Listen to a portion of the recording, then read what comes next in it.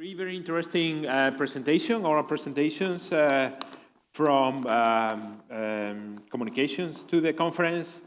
The first one, we're going to start with Fernando Herrera-Poch, who is going to talk about something that I don't know if many are familiar with. It's called RAG, Retrieval Augmented Generation. So it's a very interesting topic, very hot topic for dealing with information with artificial intelligence.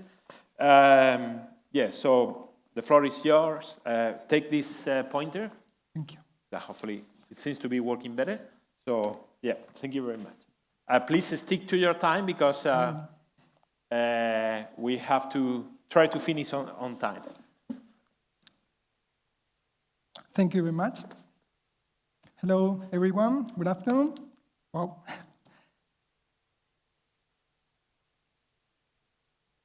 My name is Fernando. Today, I'm from the ENIA Chair of International Artificial Intelligence and Agriculture at the University of Córdoba. Today, I'm honored to present our work on document adapted and metaprompting for RAG systems. I'm a member. I'm a member of the Virtual Assistant project team, and our objective is to build a practical AI system for agriculture. And we do that by tackling hallucinations. Sometimes we feel like Don Quixote fighting against large language models, called LLM. Okay. We are specialized on task-oriented dialogue and RAG systems. In our experience, we learned that make AI system is easy, seems to be easy, but making it robust, reliable, and practical is really hard. That is the reason because we are focused on auditable and we are focused on testing and evaluating systems. Our ongoing research is analyzing the factors that influence RAG performance. Let me briefly explain what is and how works a RAG system. A RAG system allows our AI system to answer a question only related with our own knowledge. And it has three main steps. Indexing. In this step, we extract the information from our own documents, and we divided the information in small pieces called chunks.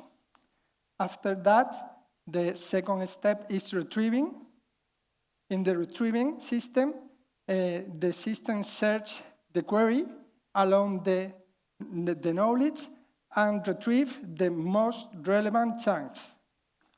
And after that, the generating step. In this phase, the system with the LLM, the prompting, the instructions, the query, and the relevant chunks generate the response.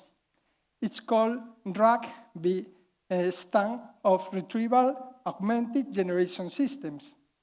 Okay. Oh, sorry. What happened here? Yes. Here, I'm going to explain the most important point for me, for this job. Is the parsing and extraction. In the indexing process, we extract the information that is in our documents. We extract text, images, and tables. But we can also extract the metadata, such as summaries or keywords. Yes. And what can we do with this metadata? Normally, in the systems, it's used to filter queries in the database. But we have got other idea. we can inject the metadata of the document into the prompt. And the hypothesis is really simple. Okay, sorry. Will the system perform if we inject that metadata in the prompt? This is our research. Okay, the experimental designs, we have 54 documents, and we elaborate a data set with pair question with the expected question of these all 54 documents.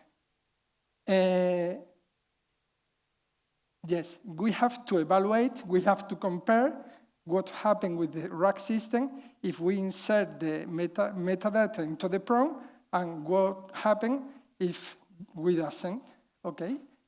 The metrics that we use, okay, and we compare two types of questions, factual questions and explanatory questions. Factual questions are really short questions. We have to answer, for example, what dosing may I apply to my crops? It's a simple data. And explanatory questions are questions that require a very short explanation, okay? We use two main metrics, RAGAS score and QRACAR score. RAGAS score is based on a framework that is published in a paper in 2025, and QRACAR score is a metric that we are elaborate in order to compare our results with these metrics with RAGAS score. And we use Wilcoxon Signet RAGAS test because we are comparing non-parametrics metrics, and they don't follow a normal distribution, okay? Okay, what we found. In the Factoid question, if we insert metadata into the prompt, the system is not good enough with this metaprompt, with this metadata in RAGAS score. And with QRACAR score, we found a difference, okay? But the system doesn't perform very well with the metadata. We suppose it's because the noise that metadata introduce into the context of the large language model. There is a huge information, and he can't take the correct information. This aspect is we need to investigate because we are not pretty sure of what is happening. But with metadata, the system performs worst, okay? But what happened with explanatory question? We found that the metadata is a very good strategy to answer this type of question. The system answers with high quality and 77 safe cases and almost 14% of relative improvement in success rate. We think it's really interesting because in our conclusion, we found there is no universal strategy to make prompting, but if we have different type of question, in this case, factoid question and explanatory question, we can find that our system improve with metaprompting question, adding metaprompting to the prompt, but doesn't work with factoid question, okay? And it's important for us to investigate more with factoid question because we are not pretty sure about what is happening. And that is a simple investigation, but we think it's very interesting to afford this kind of AI systems. Thank you very much. No, thank you, Fernando. Please take a seat. Thank you, Fernando, for sticking to your time. It's great. So now let's welcome Jesús Palma-López. He's going to present us the digital twin for olive groves. And I think it's going to be very interesting because we are in the land of olives. So I think this topic will also create some discussion for later. Please use the pointer. Yes. Okay. Thank you, Berni, and good afternoon. As he said, I am Jesús Palma, and as well as Fernando, I am member of the International Chair of Artificial Intelligence and Agriculture of the University of Córdoba. Today, I would like to present our work entitled Digital Twin of Olive Groves, integrating GIS, 3D visualization, and real-time IoT data for precision agriculture. This work explores how different technology can be combined into one single digital environmental to improve the monitoring, analysis, and management of olive groves. Olive groves is a complex agronomical system influenced by many different factors, such as topography, soil properties, or climate variables. Usually, all this information is fragmented into different tools and format. For example, geographical data may be analyzed in GIS, sensor may be monitored in a dashboard, or the three-dimensional visualization only have visualization purpose. For this reason, this fragmented information make more difficult the interpretation and slow down the decision making. To solve this problem, our solution, we generate a digital twin. Digital twin can be understood as a virtual representation on a real system that integrate static and dynamic information. In our case, this digital twin include geographical data, IoT sensor in real time, and three-dimensional environment with the implementation of the virtual reality. Okay. What's the system architecture? We have developed this work in three main layers. The first layers that contain all about information of geographical data and analysis. The second one, in which we have include all the real-time sensor of the layer with contain all the sensor, and the third one that contain of the three-dimensional environment. Starting with the first layer, as you can see, we develop in Unity. This is the key component of the digital twin. In this layer, we analyze, thanks to the geographical tools, analyze variables such as slope, number of trees, orientations, or soil properties, for example, the soil texture. With this, we can create a dashboard with all of this information. There are variables very important because they are influencing the water distribution, the accessibility, or the solar exposure, for example. Okay. In other words, we pass from only a simple visualization of the data to a more analytical analysis of the territory. The second layer that we have is the real-time sensor layer that integrate the real-time sensor that we have through Factoid technologies.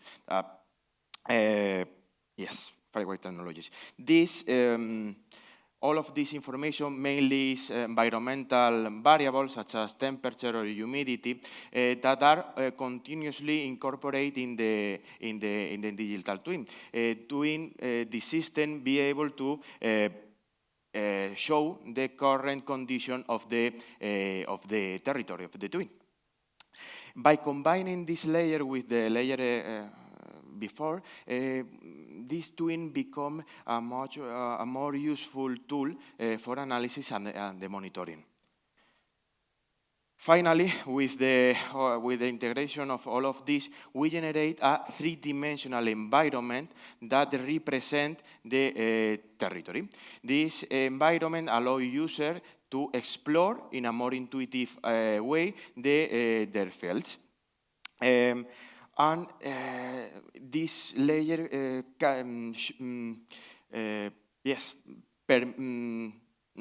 allows the user to interact with the territory. As you can see, that's my colleague Antonio, that is the incorporate with the virtual reality glasses that is moving across around the plot. And there are the real-time sensor and meteorological station and some sensors that are sending the information in the real time. What's the benefit of this all component of this approach? First, we have a system that integrates visual, geographical, and all visualization software application. Third, we have real-time monitoring because of this sensor that we have incorporated. We take into account the spatial variability of the plot because we take into account the digital elevation model of this, and of course this supports the decision making. As a conclusion of this work, as you can see, we have one unified system that integrate GIS, 3D visualization, and IoT sensor. This system improves spatial understanding and the real-time monitoring, supports better the decision making, and one important thing that is system scalable and adaptable to other woody groups or other situations. Okay, and I think that's all. Yes, that's all for me, and thank you for your attention.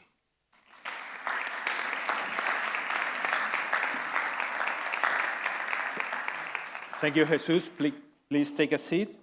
And now, and thank you for sticking to your time, that again, give us a bit more time for questions and getting on time for lunch. So our last talk is from Juanma Muñoz Lorite. He's going to talk about the classification and early detection of new citrus plantation using different technologies like LiDAR, satellite, and aerial images. So thank you very much. Thank you very much. Hello, welcome to everyone. I think they may be preparing your presentation, so. Oops. Yes. A ver. Vale. Bueno, my name is Juanma Muñoz Lorite, and it is a pleasure to present our work, classification and early detection of new citrus orchard using an ensemble X-Bush YOLO B9 model. This study is part of the C3 data project funded by Next Generation EU. Our goal is to provide a multi-temporal monitoring tool for the citrus sector using Factoid technology to understand how orchards are evolving structurally. Why citrus? Spain remains the global leader in the fresh citrus export, maintaining a solid 25% market share. To put this into perspective, while total Spanish fruit and vegetable export reached 17.7 billion euros, the citrus sector alone contributes 3.1 billion, account for 18% the total export value. Beyond economy, this industrial a vital engine for employment, sustaining around 100,000 direct and indirect jobs and according population the rural territories. Yet, despite its importance, the sector faces critical unknown. What exactly are the new citrus orchards being planted? How fast are they shifting toward intensive models? C3 Data address this gap by leveraging Factoid technology to provide precise data. Currently, C3 Data is powered by Factoid Data Space Connector, fully integrated into the future Agri-Food data space of Andalusia.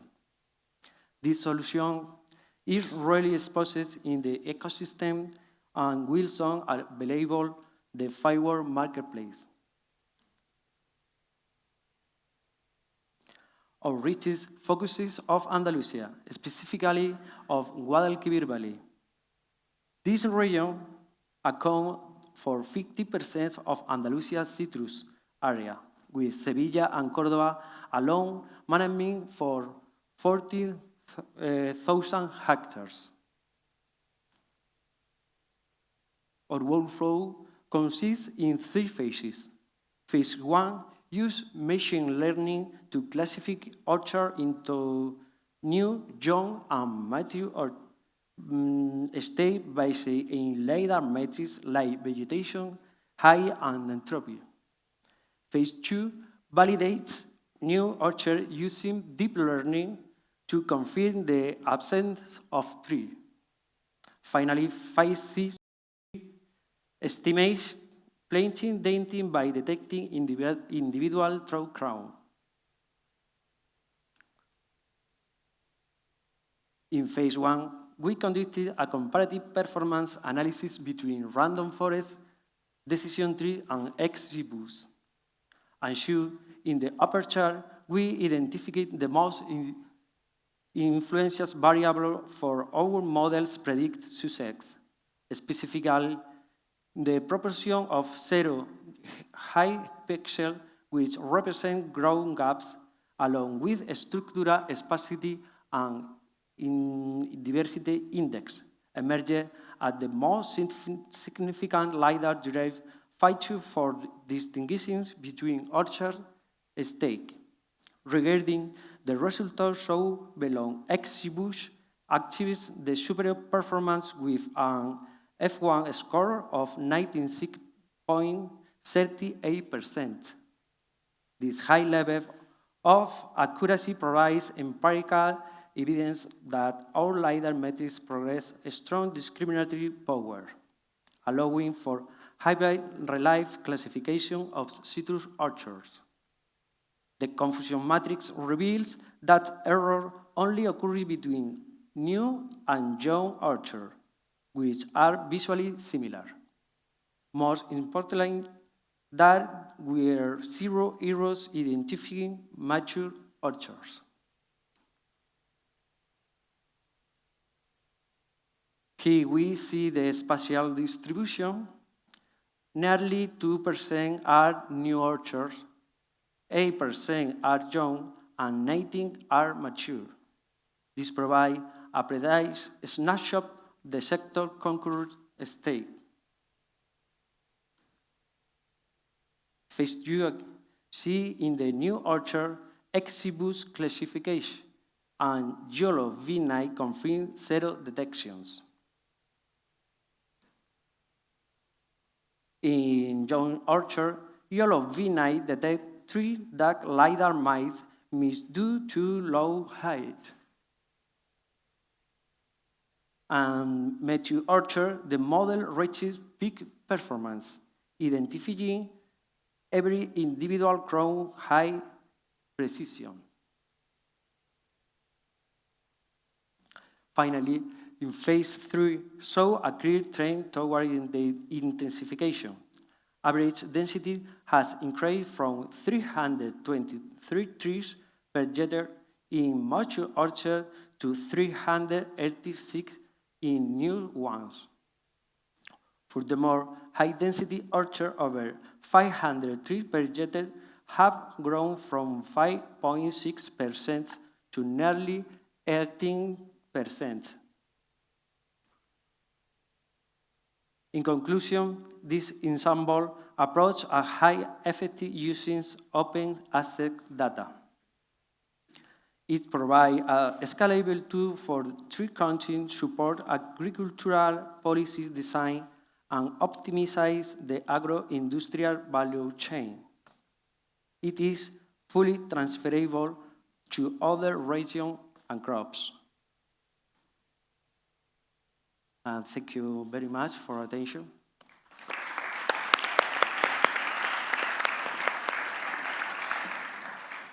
Thank you, Juanma, and thank you, the three of you, because obviously you cover very different approaches and different solutions. And I would like to link with the previous talks. And, you know, we have been talking about how we move from data to decisions and how we discussed previously what is blocking the adoption for farmers for some of these technologies. So I would like each of you to tell me, how do you vision some of these solutions to be adopted by farmers or by decision makers, irrigation communities? I guess each of you may have a different target for your solutions. So if you can, please, how do you see, obviously it's some of the work is still in an early stage, but how do you see this moving forward, being adopted, or what would be the limitation or the work needed for this to be a practical tool that farmers can adopt? Okay. Like I said, implementing AI system like a rack system, it's not very difficult at all, because you can find different platforms on the website, like PO, for example, and it's really easy to implement a rack system, and the platform gives you an API, and you can code and to connect with the service, and it's easy. But making it robust and be sure that the system answers almost always like you want is difficult. But there is one clue, or one, it's important you test your system before you use it. And you can make a small data set with the behavior you expect on your system, and before use, try and be sure that the system go well. So in your case, when you were testing the system, you mentioned that you let the large language model to test them, but I guess you also did some testing yourself or with experts, right, to test that the answers were... Yes, lastly, we found some papers that use LLM to analyze the answer, because to have human analyzing all the answer is expensive. And it's a good idea. Okay, it's necessary to compare this system that use the systems and with what happens if the humans analyze. But the researchers show that LLM use quite well. Sure. No, excellent. Yeah. What do you think? Yes, that's a question that we have thinking before, because we want a system, software that were useful and scalable for farmers. And in this sense, we use all of software or application we use is open source. Yep. So the most of the farmers or industries use Quantum HIS. The three-dimensional is using Unity as a graphic motor, and we use Factoid as an open source software that integrate some standards. In this sense, we think that with the incorporation of this open source, farmers and industry will adapt this new solution. Also, it's not only our solution is not only for farmers or industry. With the incorporation of the virtual reality, as you see before, we open up the door for education, communication, or analysis in this sense. That's our opinion. Yeah, because I was thinking I don't see the farmer with the Yes. virtual reality goggles Yes. and moving in the field or at the office. Yes, but I think for education yes. or communication. Exactly, I think it's very. That's a good. Very well. Yes. What about you, Juanma? My English is very bad. Yeah, no problem. Puedo contestar en español si no hay, si no tienen inconveniente. I don't know if the translation can do the job, but yeah, you can go. Muchos años sin hablar en inglés, lo he perdido toda la fluidez y no me siento nada seguro con disculparme todo. Bueno, la pregunta es que, ¿cómo veo yo? ¿Puedes repetírmela, por favor? y ya lo termino de cuadrar sí, todo. No te preocupes. No, la idea es, cada uno de vosotros habéis presentado una solución diferente con diferentes targets de usuarios y me interesaría mucho cómo ves tú, por ejemplo, la herramienta que has desarrollado, para quién iría orientada, para agricultores, para agencias, por ejemplo, gubernamentales, consejería. ¿Cómo lo ves y cuál serían los limitantes para la adopción o los problemas que todavía consideráis que quedan para solucionar, para que sea una herramienta realmente útil para usuarios? Sí, la solución que nosotros hemos planteado engloba desde directamente al agricultor a una herramienta de toma de decisiones. El sector plantea cómo va evolucionando lo que son las plantaciones de cítricos, que son unas plantaciones que están muy en cambio continuo y constante.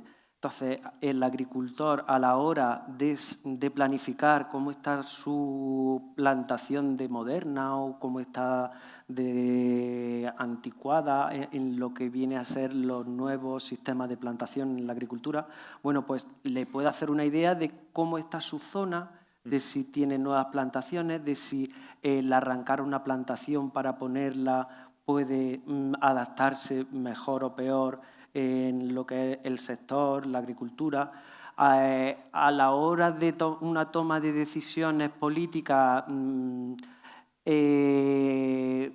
sabiendo la intensificación que hay dentro de los cultivos, bueno, se pueden tomar decisiones tanto en el control hídrico como los insumos, bien sea de fertilizantes, de herbicidas. Saber también dónde se están ubicando las nuevas plantaciones a la hora de ubicar una industria. Es interesante ver si es mejor ponerla dentro del Valle del Guadalquivir, por ejemplo, viene en Fuente Palmera o más tirando para Ola del Río, dependiendo de cómo lo vayamos viendo a lo largo del territorio, lo vayamos localizando exactamente dónde están las nuevas plantaciones.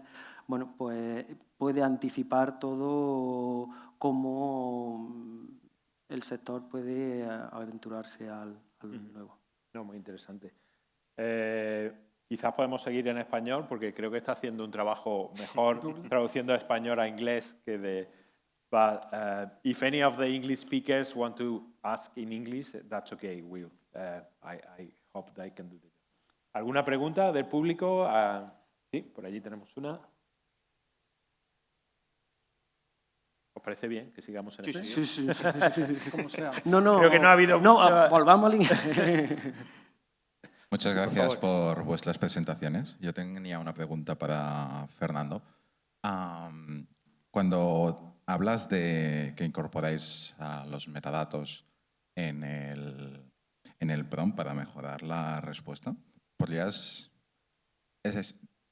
explicarnos a qué clase de metadatos te refieres o qué es lo que estáis incorporando exactamente en el prompt? Porque metadatos puede ser la página de donde está el chunk o la frase es la número 423 o qué es lo que estáis incorporando, qué información estáis añadiendo al prompt que haga que mejore la respuesta. Sí.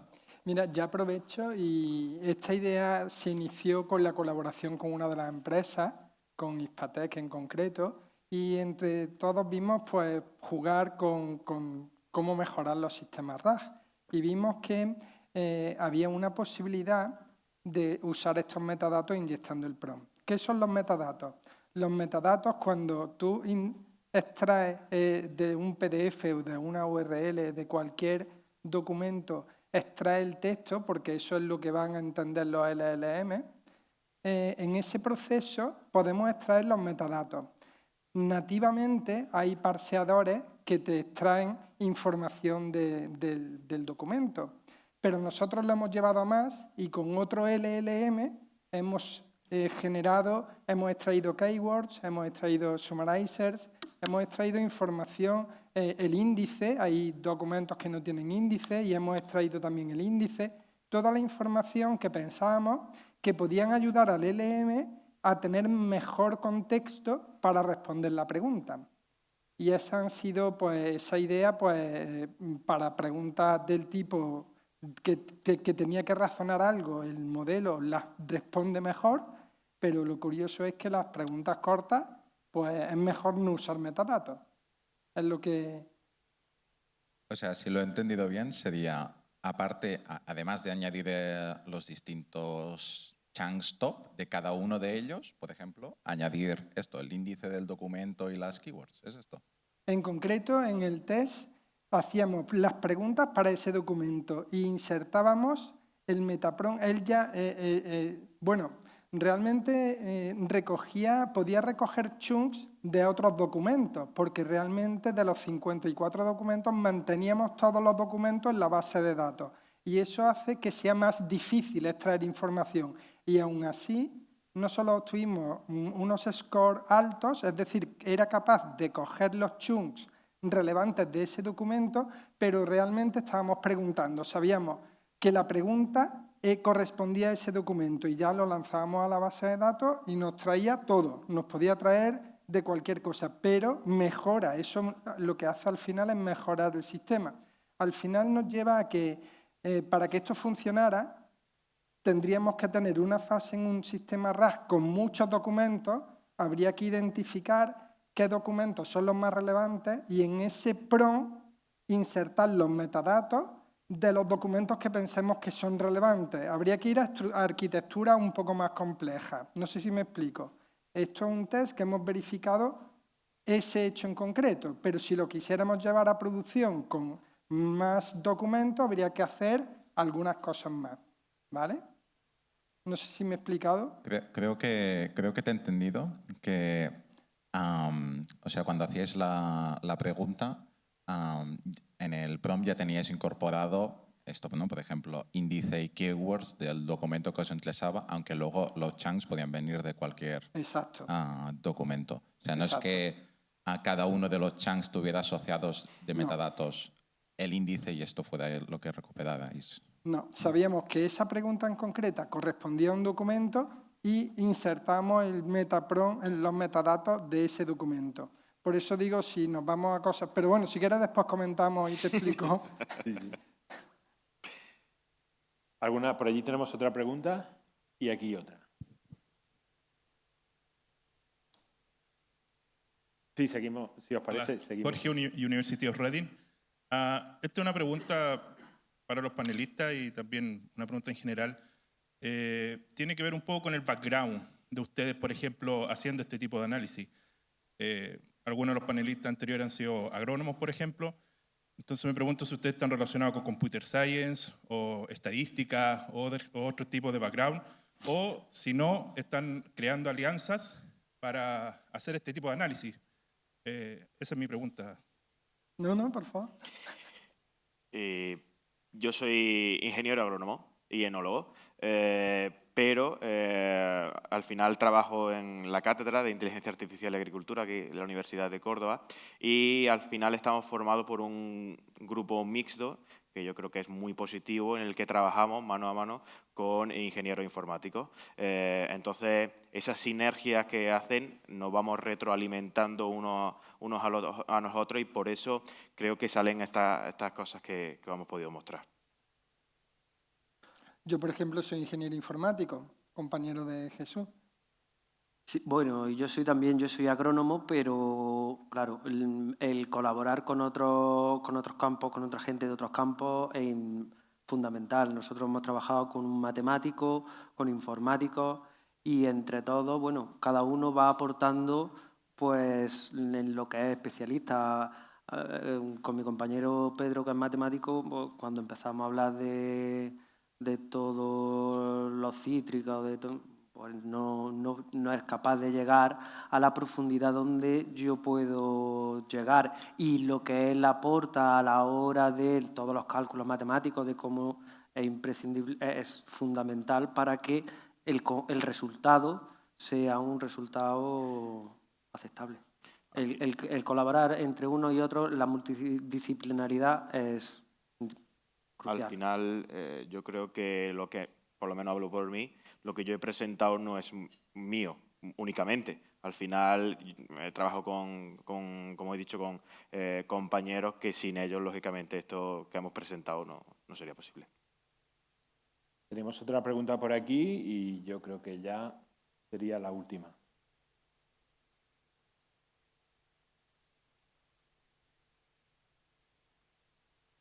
Muchas gracias por vuestras charlas. Quería centrarme en la última, cuando has hablado de la identificación de cultivos de cítricos. Cuando has presentado las métricas, ¿habéis también diferenciado entre cultivos jóvenes y maduros y ver si cambiaba los scores, o habéis hecho todo desde un solo dataset? Vamos, el dataset está entrenado con cada uno de los distintas plantaciones. Por un lado, cogimos las nuevas plantaciones donde no se observaban los cítricos, las nuevas y las maduras. Las clasificamos y a partir de esa clasificación empezamos a extraer lo que son los valores de lo que nos daban la imagen LiDAR. Extrajimos varios valores y ya con esto entrenamos los modelos de Machine Learning. Y el dataset era para los tres. Vale, era como agregado. Y yo te quería preguntar, ¿cómo puedes diferenciar en los jóvenes, por ejemplo, entre una plantación nueva de olivar, de viñedo o de, en este caso, un cítrico, si la plántula prácticamente pueden ser muy similares? Claro, nosotros nos centramos en lo que son los cítricos. Entonces, extrajimos todos los valores del CISPA. Cogimos todos los usos cítricos. Por eso, este modelo se puede extrapolar tanto a los cítricos como al olivar, pero no vamos a identificar si es un cítrico o si es un olivo. Vamos a identificar si es una nueva plantación o una plantación adulta. ¿Cuál es el leñoso que tenemos? Bueno, pues nos tenemos que ir ya a otro pasito, que es, bueno, extraer el dato de SIPAP, pero en principio no podemos identificar si es un cítrico o un olivar. Muchas Lo que gracias. estamos identificando es el tipo de plantación, el tipo de densidad que tiene ese cultivo leñoso. Muchas gracias. Ok, tiene que ser corta, ¿vale? Que si no, es que ya estamos fuera de tiempo. Espera, el micrófono. Os ruego brevedad también en la respuesta. Muchas gracias. No sé, se relaciona con lo que te estaban preguntando, porque pensando en la dehesa sería muy interesante extrapolar vuestro trabajo. Además, a mí me encanta escucharte porque ya te escuché en el Poliva y sabes que me gusta muchísimo vuestro trabajo en lo que estáis desarrollando. Entonces, en Dehesa sería especialmente interesante, puesto que tenemos Dehesa que se está, digamos que, abandonando demasiado y se están eliminando muchas encinas y aparte por el problema de decaimiento que hay, ¿no? Sí. Entonces, hacer este seguimiento de multitemporal es muy interesante porque bueno, vas viendo a lo largo de los años de una forma rápida y eficaz cómo ha evolucionado y cómo presumiblemente puede ir evolucionando. Y lo que es también el conteo de los árboles en la superficie, bueno, anticipa mucho lo que es esa toma de decisión de dónde estamos y hacia dónde vamos y de dónde venimos. muchas gracias, la verdad. Okay, so thank you very much. I think we should call this an end for this session. I think the lunch is waiting for us. Please join me on a big applause to the presenters. I'm sure there will be a lot more discussions, and you can keep the discussion during lunch.